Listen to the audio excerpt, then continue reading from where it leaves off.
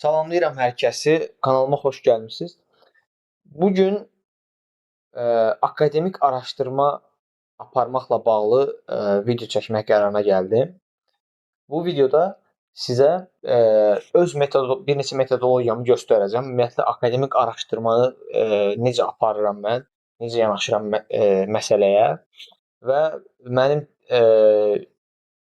yoxladığım, daha doğrusu tətbiq etdiyim üsullar hansılardır, hansı ki şiddətlə tövsiyə eləyirəm. Amma video keçməmişdən öncə bir mövzunu aydınlaşdırmaq istəyirəm. Niyə belə bir video çəkmək qərarına gəldim? Çünki belə bir video əslində tezis yazan tələbələr üçün istər bakalavr, istər magistr səviyyəsində çox faydalı ola biləcəyini düşünürəm. Çünki Azərbaycan dilində təəssüflər olsun ki, YouTube platformunda resurs çox azdır. Çox seyrəkdir. Həm mən YouTube-a video çəkməyimin bir motivasiyası budur ki, YouTube-da Azərbaycan dilində kontentləri artırmaqdır. İkincisi də bu dediyim kimi önəmli bir mövzudur. Yəni mən gördüyüm qədərilə Azərbaycanda olarkən gördüyüm qədərilə tezisdə tələbələr çox əziyyət çəkirlər. Nəyə görə? Çünki bu tezis məsələsi əsasında son illəri texniki universitetlər tezislə məzun edir tələbələri, istər bakalavr, istər magistr yenə deyirəm. Bu yəni qeyri-adi bir hal deyil. Bu hətta gözlənilən bir haldır. Yaxşı bir haldır. Çünki tələbənin biliyini ölçməyin bəlkə də ən yaxşı metodlarından biridir. Ona bir müstəqil araşdırma fəaliyyəti tapşırıq kimi vermək və onu sonra müdafiə etməsini tələb eləmək. Amma burada yəni gördüyüm qədərilə bizim universitetlər o araşdırmanı necə aparmalısan və s. bununla bağlı təəssüf olsun ki, professorlar, müəllimlər o dəstəyi verə bilmirlər. Və məsələn burada Avropada gördüyüm qədərilə məsələn mənim oxuduğum universitetdə professorlar çox dəstək olurlar. Bir də tələbələrin özləri daha məsələn aktiv şəkildə araşdırma apara bilirlər.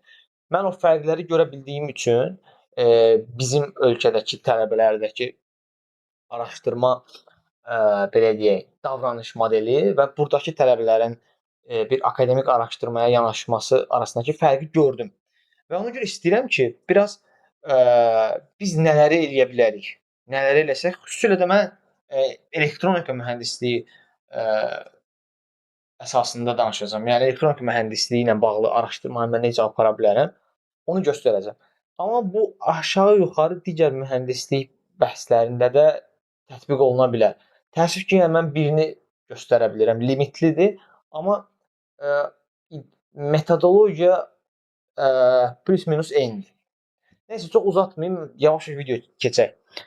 Və mən bu gün güc elektronikası misalında göstərəcəm.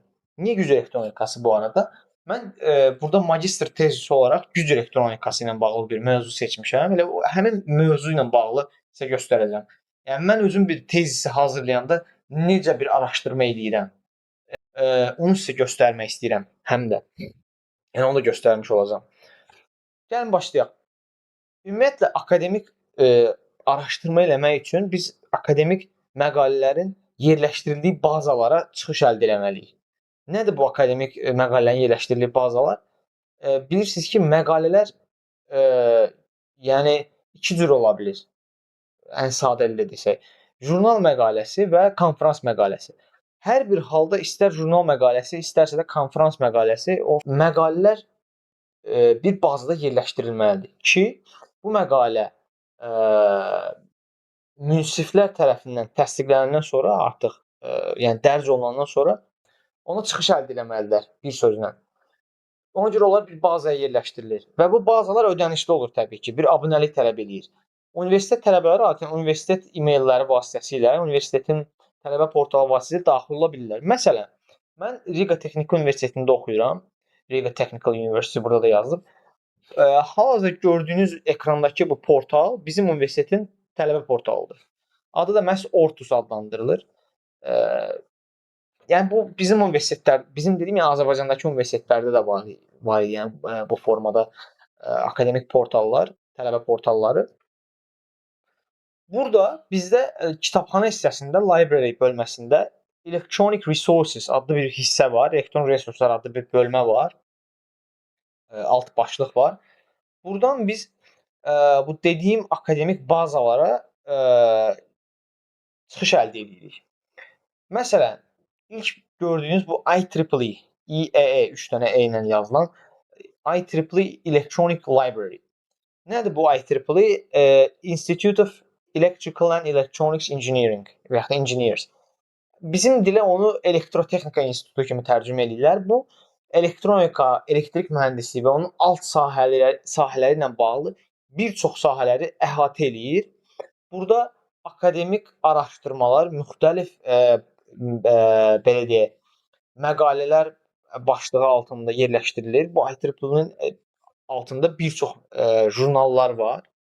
Fərqli-fərqli sahələr üçün, fərqli-fərqli alt sahələr üçün. Elektrik mühəndisliyi üçün ən geniş detallı, ən çox istifadə olunan bazalardan biridir və yaxud da birinci yerdədir. Sonra burada Cambridge University Press var. Bunun oxunuşunu bilmirəm, çox görmüşəm bunu əslində, amma oxunuşunu bilmirəm. O'Reilly artıq yəni necə tələffüz olunursa. Bu Latviyanın yerli bazasıdır. Bu digərlərini bilmirəm. Məsələn bu EBSCO e-books bunu bilmirəm. Onu da bilmirəm. Springer Nature çox məşhurdur. Bu daha çox amma fundamental elmlər üçün, təbiət elmləri üçün burada jurnallar daha genişdir. Yəni bu daha böyükdür. Əslində daha türkçələnmiş, kapsamlıdır, daha geniş bir bazadır. Web of Science o isə ümumi bir bazadır. Həmçinin Scopusda. Burada Scopus burdadır. Məsələn, bunları çox bilmirəm açığı. Yəni nəyə göstərmək istəyirəm? Burada bir çox əslində baza var. Hamısı istifadə olunan geniş akademik çevrilərdə geniş istifadə olunan bazalardır. Mən bu gün IEEE-ni göstərmək istəyirəm. Məsələn, burada Open Database-ə basanda mən burada açmışdım əvvəlcədən. Sadəcə yenidən klikləyək. Baxın yazıldı burada Access provided by Riga Technical University. İndi normalda siz bunu açmağa çalışsaz, belə bir şey gəlməyəcək. Yəni sizdən tələb edəcək ki, sign in və yaxud da deyəcək institutional sign in, yəni hansısa qurum vasitəsilə sizə abunəliyi olan bir qurum sizə hesab veribsə, məsələn, tutaq ki, bir araşdırma institutunda çalışırsınız və yaxud da bir universitetdə tələbəsiz. Həmin universitetin sizə verdiyi o akademik e-mail və yaxud da institutda çalışırsınızsa, oradan verilən e-mail vasitəsilə giriş edə bilərsiniz, əgər abunəlik varsa. Amma bizim universitetdə sistem belədir ki, biz kitabxanadan daxil olub, yəni bu portalı açıb kitabxanadan daxil oluruq. Open Database-ə klikləyib. Burada məsələn mən indi sizə necə araşdırma edirəm. Məsələn, mənim magistr tezis mövzum burada da axtarış eləmişəm. CLLC çeviricilərdir. Bu CLLC dediyimiz şey nədir? Bir güc çeviricisidir. DC to DC çeviricidir bu. Bu yeni bir mövzu sayılır əslində. Son 4-5 il ərzində akademik məqalələrdə populyarlaşmış bir mövzudur. Bu daha çox elektrikli avtomobillər üçün əlverişlidir. Bu topologiya CLLC. Çünki bu iki tərəfli işləyə bilir. Şəkillərdə biraz göstərim sizə bunun nə cür bir şeydir. Təxminən yox, elə belə bir dövrədir. Bu iki tərəfli işdir nə deməkdir? Yəni ya siz soldan, yəni bu tərəfdən qidalandırıb burdan yük ala bilərsiniz və yaxud da burdan qidalandırıb burdan yükü qoşa bilərsiniz. Fərqi yoxdur. Və məhsuldarlığı yüksəkdir. Bu elektrikli avtomobillər üçün xüsusilə çox əlverişlidir. Və burada yeni nəsil tranzistorlar, yeni nəsil dediyim o wide band gap tranzistorlardan istifadə edirlər. Bu silisium karbid və qalium nitrit tranzistorlardan istifadə edirlər. Bu yeni tranzistorlardan istifadə edirlər. Səbəbi də daha yüksək sürətlərdə, tezliklərdə açarlanma qabiliyyətinə malikdir bilirsiniz bu tranzistorlar. Bilməyənlər üçün də deyim. Həmçinin qalium nitrit. Qalium nitriti də göstərim. Əslində, yəni bir-birlərinə çox yaxındırlar bu arada. Bu da gallium nitritdir və bunların paketləri adətən məsələn gallium nitrit xüsusi olaraq bu forma paketlərdə görə bilirsiniz onu. Yəni bu forma dip komponent çox az. Silisium karbid olur, amma gallium nitrit yox. Bunu da danışarıq. Yəni növbəti videolarda istəsəz danışa bilərik bu barədə də. Bu artıq biraz mövzudan kənara çıxır ona görə. Yəni belə bir mövzuda mən magistr tezi hazırlamaq istəyirəm. Tam olaraq mövzum belədir. CLC çeviricini dizayn eləmək və orada təbii ki, müəyyən yeniliklər də olacaq. CLC çevirici sadəcə yəni tranzistorlardan yəni burada məsələn sadəcə MOSFET-ləri görürük. CLC dövrəsinin özünü görürük. Bir də transformator görürük, amma realda bu qədər bəsit deyil də. Burada kontrol dövrəsi var, feedback hissəsi var. Girişdə müəyyən dövrələr var. Eyni zamanda snubber qoruma dövrələri və s. Daha qarışıq bir şeydir əslində. Ona görə baxın məsələn bir düzü bu böyük güclüdür, 22 kilovatlıqdır. Amma yəni belə qarmaşıq bir şey olur. Yəni o qədər bəsit olmur. Bir də burada onu da göstərim sizə. Planar transformer deyilən bir anlayış var. Planar transformer. Mən biraz araşdırma eləmişəm. Bu planar transformer nədir? Normal transformator kimi deyil. Bunun nüvəsi üzr istəyirəm, nüvəsi yox. Sarğıları uzun müddətli Azərbaycan dilində bu ifadələri istifadə edəndə ona görə çaşa bilərəm, üzrlü sayın. Bunun sarğıları platanın içində olur əslində. Yəni normalda biz mis dolaqlar yaradırdıq, sarğılar yaradırdıq, hazırlayırdıq transformator üçün. Burada amma o artıq PCB-nin əslində yollarıdır, trace'ləridir. Məsələn, burada da aydın şəkildə görünür. PCB yolu kimi çəkilir. Təbii ki, qalınlığı daha çox olur. Cərəyana görə, maqnit sahəsinə görə və s. hesablanır. Bir çox parametr var burada. Bu nüvə də, bu karkas deyirlər, səhv eləmirəmsə buna. Bunun da öz hesablaması var. Bunu da materiala görə, materialın xarakteristikasına görə hesablanır. Burada da məhz bu topologiyada, CLC topologiyasında bu transformatorlardan istifadə olunur. Çünki çox daha məhsuldarlığı yuxarı olur. Yəni qısaca belə bir şeydir mövzu. Və mən hələ təbii ki, parametrləri təyin eləməmişəm. Gücü nə qədər, hansı gücdə çevirici dizayn etmək istəyirəm və yaxud da hansı açarlama tezliyində, hansı MOSFET-lərdən istifadə edək. Giriş, əsas da önəmli olan giriş gərginlik aralığı, çıxış və s. bunları təyin eləməmişəm.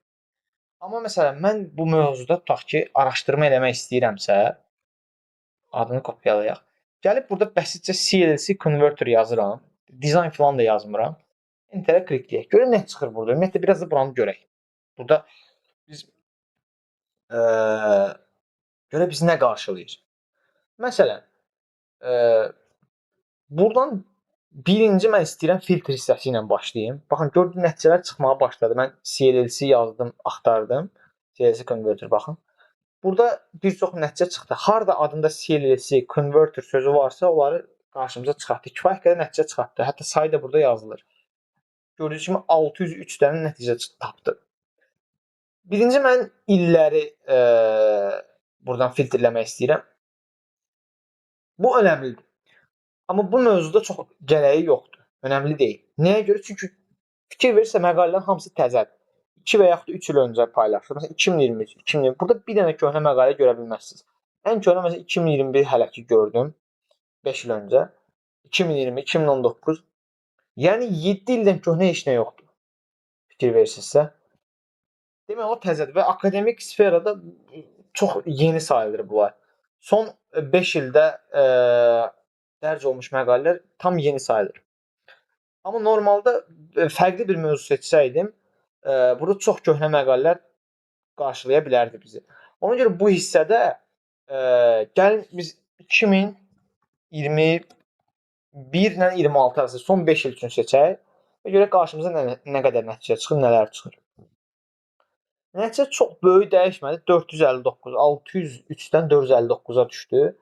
Yəni hardasa 143 nəticə azaldı. Yəni bu həm də onu göstərir ki, bu mövzu həqiqətən təzədir. Ən yuxarıda bir də burada konfrans yoxsa jurnal məqaləsi, bunu seçmək bu da önəmlidir.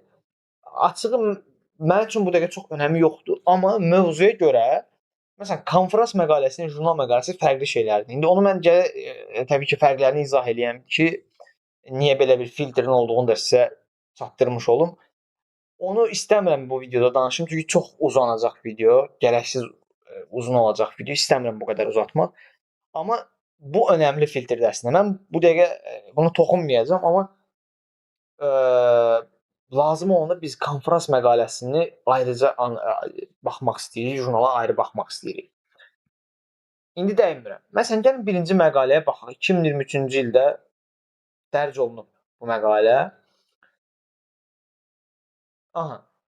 Burada müəllifləri görürsüz. Burada all authors hissəsinə klikləsəz bütün müəllifləri görmüş olursunuz.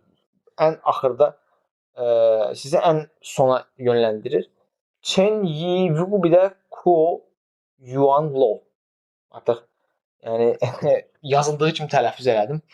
Deməli bunlar National Kaohsiung University of Science and Technology. Bu universiteti heç adını eşitməmişdim. Mən normalda Tayvan universitetlərini bəzilərini bilirdim. Bunu birinci dəfə eşidirəm. Hər ikisi eyni universitetdə çalışırlar və müəlliflər bu şəxslərdir. Onların haqqında detallı məlumat da almaq üçün belə link kimi hər bir müəllifin adı link kimi olur. Klikləyib baxa bilərsiniz. Harda işləyirlər, pozisiyaları və s. Bir də paylaşdıqları, daha doğrusu dərc olunduqları, dərc etdirdikləri məqalələri görə bilirsiniz burada. Bir məqaləsi var idi məsələn.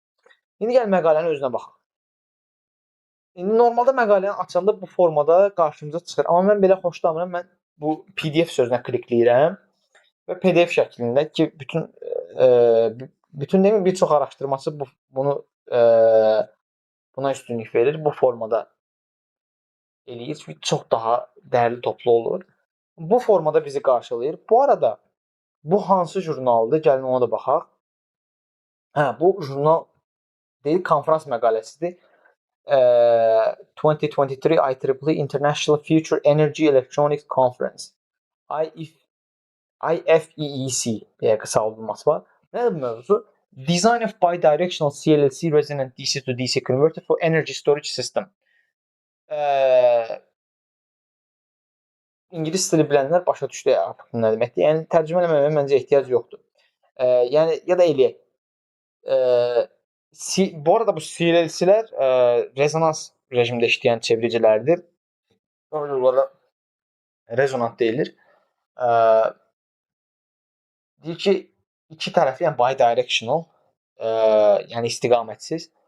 CLC rezonans rejimli, yəni DC çeviricinin dizaynı. Hansı ki, bu enerji depolama sistemləri üçün. Çox bərbad tərcümə elədim, boynuma alıram. Amma yəqin ki, məni başa düşdünüz. Burada məqalənin abstrakt hissəsi var.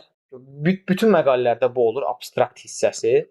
Abstraktı oxuyub məqaləni tam sona qədər oxumamışsa, bu 5 səhifədir. Bunu oxumadan məqalədə nədən bəhs olunur, nə dizayn olunub və nə əldə olunub, onu öyrənə bilərsiniz.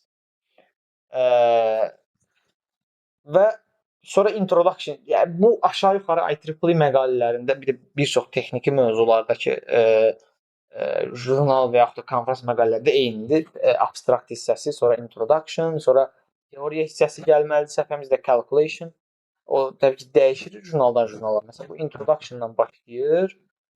Sonra operation principle of the proposed converter. Sonra dediyim ki, teoriya hissəsi, yəni iş prinsipindən danışır, təklif olunan topologiyanın. Məsələn, burada bu məsələn məqalənin yenilik hissəsidir, elə novelty deyilən o yenilikçi tərəfi budur. Burada bir topologiya təklif edirlər. Burada da yazıblar circuit diagram of the proposed CLC converter system. Sonra burada hesablama hissəsi var. Başlıqları bilmirəm burada. 2 buradaydı. Üçüncü başlıq nədir burada? İkinci başlıq. Bu hələ ikinci başlığın altındadır. Burada hesablama hissəsi. Sonra da bu artıq məsələn praktik hissədir, amma bu başlığı harda yazılıb görə bilmirəm. Siz gördünüzsə Sizə halal olsun. Mən tapa bilmədim. Nəysə. Adətən yəni belə olur. Abstrakt hissəsi gəlir, sonra teoriya hissəsi gəlir və sonra tətbiq hissəsi, bunun implementasiyası. Məsələn, burada da implementasiya olunub. Bunu realda dizayn eləyib, istehsal olunmuş platalar, ölçümlər aparılıb. Məsələn, bu ossilloqrafdan görüntülərdir. Və nəticələrin təhlili hissəsi olur burada adətən. Məsələn, experimental results. Buradan başlayırıq bu arada. Experimental results və nəticələrin təhlili və s. Conclusion hissəsi.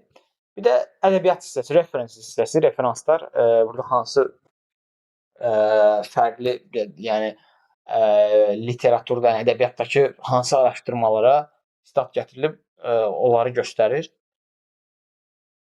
Məsələn, bu mövzuda araşdırma eləmək üçün bu çox yaxşı bir məqalədir məncə. Yəni diqqətlə çox incələyə bilmədim, amma belə görünür. Sonra başqa bir məqaləyə də baxaq. Başqa nə məqalələr var?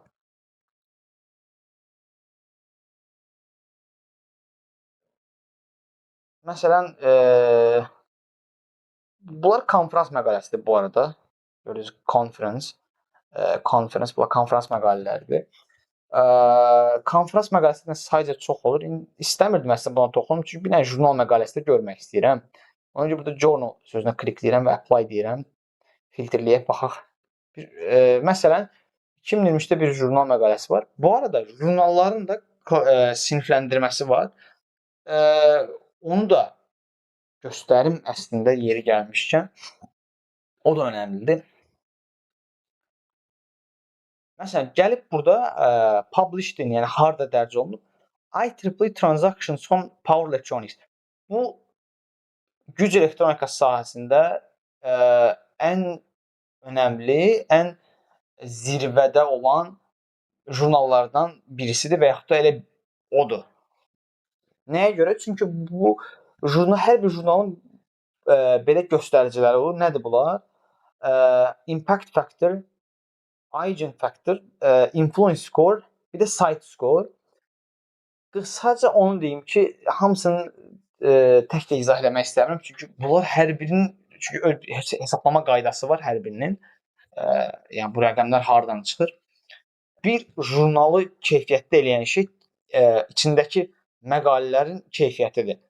Yəni bir araşdırmanın keyfiyyətidir. Bir araşdırma nə qədər detallı aparılıbsa, təkcə detallı olması yox, nə qədər çox ölçümlə, real elektronikadan geri söhbət, çünki fərqli elm sahələrində bu fərqlidir. Nə qədər ki bu məqalə ölçümə əsaslanıb, riyazi modelləmə var, ölçümə əsaslanır, simulyasiya, hətta ən doğru olanı, ən doğruya yaxın olanı real dövrə üzərində aparılmış ölçümlərdir. Ossilloqrafla, multimetrlə və digər spektrum analizatoruna və s. Yəni real laboratoriyada ölçülmüş dövrə o daha keyfiyyətli məqalə deməkdir. Yəni daha doğrusu daha keyfiyyətli məqalənin içində bunları biz gözləməliyik. Yəni bu jurnala da niyə bu qədər çox əhəmiyyət verilir güc elektronikası sahəsində, önəmli referans hesab olunur? Çünki buradakı məqalələr hamısı ölçümə əsaslanır. Burada heç bir ölçümə əsaslanmayan, heç bir teorik dayağı olmayan məqalələr tapa bilməzsiniz. Və hər bir məqalə müəyyən qədər sitat sayı alır. Yəni onu başqa bir araşdırmaçı ona sitat gətirirsə, yəni mən sənin araşdırmana güvənirəm və onu referans alıb mən də belə bir şey eləyirəm deyirsə, bu o araşdırmanın əslində nə qədər sayt çox olursa, onun o qədər keyfiyyətli olmasını müəyyən qədər göstərir. Niyə bu qədər kəskin danışmaq istəmirəm? Çünki elm elə bir şeydir ki, elm sahəsində kəskinlik bizi doqmatikləşdirir və yanlışa aparır, yanlışa sürükləmə ehtimalı yüksəkdir. Ona görə yəni burada ən doğru, ən yaxşı deyə bir şey yoxdur. Sadəcə doğruya ən yaxın olan, daha keyfiyyətli, yəni nisbətdə, hər şey burada çox nisbidir. Biz sitat sayına baxırıq. Və bu məsələn buradakı impact factor bu sitat sayı ilə əlaqəli bir şeydir. Hətta hamısı sitat sayı ilə əlaqəlidir. Sadəcə fərqli xassələri göstərir bizə. Impact factor adətən 3-ün üstündə olanda və yaxud da bəzi jurnalda 2-nin üstündə olanda artıq o jurnalın biz keyfiyyətli olduğunu deyə bilərik. Məsələn, burada 7.1-də olduqca yüksəkdir. Bu sahə üçün yəni ən güvənilən jurnaldır. Məsələn, burdakı məqalələrdən siz bir şey öyrənə bilərsiniz, bir araşdırma apara bilərsiniz. Amma elə bir jurnal ola bilər ki, impact faktoru 1,5-dir. Yəni oradakı məqalələr o qədər keyfiyyətli olmayacaq. Yəni nisbətdə, bu jurnala nisbətdə belə bir şey. Bu belə. Qayıdaq arxaya və həmin məqaləyə də baxaq. Bu nə deyir? Dynamic smooth transition control integrated with hybrid modulation for wide output voltage by the wide output voltage range bidirectional CLC resonant converter. Burada kontrol hissəsindən danışır artıq. Deyəsən çeviricinin özünü dizayn eləməyib. Burada burada idarəetməsindən bəhs edir. Özünün dizaynından yox. Burada the proposed burada yeni bir idarəetmə kontrol metodu təklif olunur. Ondan bəhs edir. Baxın, proposed DSTC. DSTC nə deməkdir? Yəqin burada açılışını yazıblar. Nəysə, onu boş verək. Məsələn, burada artıq sırf topologiyanın kontrol hissəsinə köklənib. Burada hesablamalarını aparıb. Burada da yeni eksperimental nəticəsi var.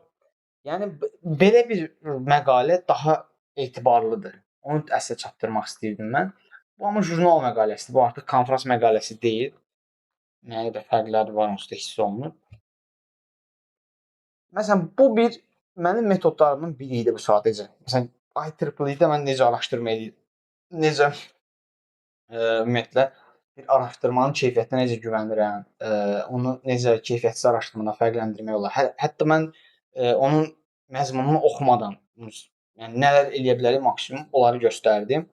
Daha fərqli metodlar da var burada əslində. Mən sadəcə bu gün biraz IEEE-yə kökləndim niyəsə.